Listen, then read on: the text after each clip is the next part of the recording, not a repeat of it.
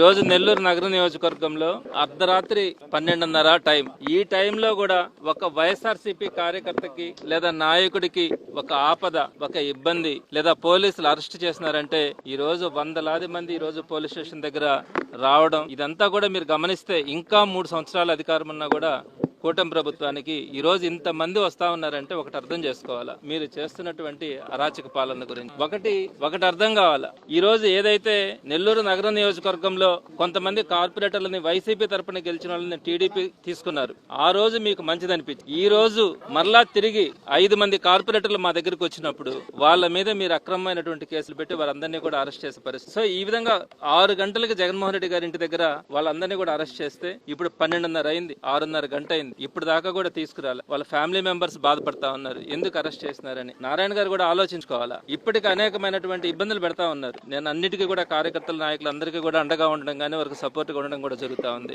ఈ విధంగా అక్రమ కేసులు పెట్టించి ఒక ప్రజాప్రతినిధులనే మీరు అరెస్ట్ చేస్తా ఉంటే ఒక సామాన్యుడి పరిస్థితి ఏ విధంగా నెల్లూరు నగర నియోజకవర్గంలో ఉందన్నది మీరు ఆలోచించుకోవాలా. తప్పకుండా చెప్తా ఉన్నాం, మీరు ఎన్ని చేసినా కూడా ఎన్ని ఇబ్బందులు పెట్టినా కూడా జగన్మోహన్ రెడ్డి గారి తరపున నడవడానికి కానీ వైఎస్ఆర్సీపీ కోసం పనిచేయడానికి కానీ ఈ రోజు ఏ కార్యకర్త నాయకుడు కూడా ఆలోచించే పరిస్థితి లేదు. తప్పకుండా మేము చెప్తా ఉన్నాం, ఈ రోజు ప్రతిపక్షంలో ఉన్నా కూడా మాతో పాటు తిరిగి వెనక్కి వస్తా ఉన్నారంటే మీరు అర్థం చేసుకోవాలి, మీ పాలన పట్ల మీకు ఎంతవరకు ప్రజల్లో ఒక తృప్తి ఉందన్నది. సో తప్పకుండా మేము ఫైట్ చేస్తాము. ఎటువంటి పరిస్థితుల్లో కూడా ప్రజల పక్షాన మా కార్యకర్తల్ని నాయకుల్ని కాపాడుకునే క్రమంలో ప్రతి ఒక్కరిని కూడా కాపాడుకుంటామని చెప్తా ఉన్నాను. మీరు ఎంత మందిని ఇబ్బంది పెట్టినా, మీరు ఒక్కొక్కరిని ఇబ్బంది పెట్టే కొంది ఇంకొక 100 మంది కార్యకర్తలు తయారవుతారు వైఎస్ఆర్. ప్రతి ఒక్కరు కూడా తెగించి ముందుకు రావడం కూడా జరుగుతుందని ఈ సందర్భంగా నెల్లూరు నగర నియోజకవర్గానికి ఎమ్మెల్యేగా ఉన్నటువంటి మంత్రిగా ఉన్నటువంటి నారాయణ గారికి చెప్తా ఉన్నాను. తప్పకుండా అందరికీ కూడా ఒక భరోసా ఇస్తా ఉన్నాం. అందరూ ధైర్యంగా ఉండాలా. రాబోయే రోజులు వైఎస్ఆర్సీపీ. ఈ రోజు ప్రతిపక్షంలో ఉన్నప్పుడు ఎవరైతే ఈ కార్యకర్తల నాయకులు కష్టం ఉన్నారో